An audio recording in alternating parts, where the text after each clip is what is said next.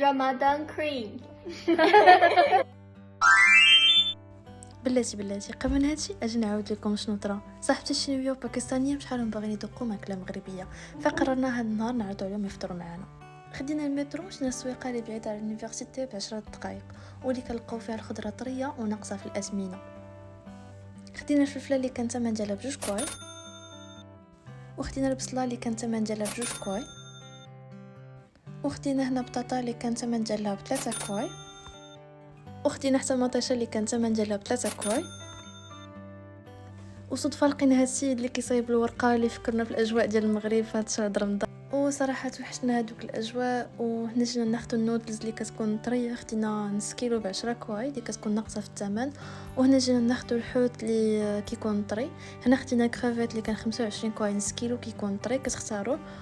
ومن بعد هنا رجعنا دخلنا للكوزينه بدينا كنوجدوا، واللي كان صراحه اجواء زوينه بزاف. كل وحده فينا كانت كتصايب شي حاجه. وجدنا دجاج محمر،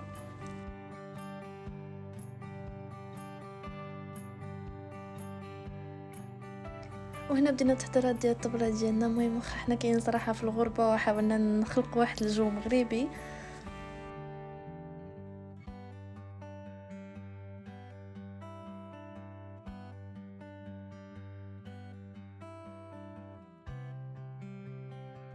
ودابا اجي نشوفوا الرياكسيون ديالهم يذاقوا ماكله مغربيه.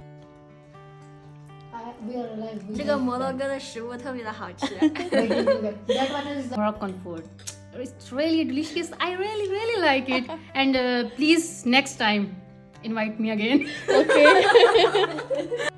وكان هذا هو الريد ديال هذا النهار. ما تنساوش تخليو لي لايك الا عجبتكم لا فيديو، وكومونتير شنو تبغيو تشوفوا في الفيديو الجايين.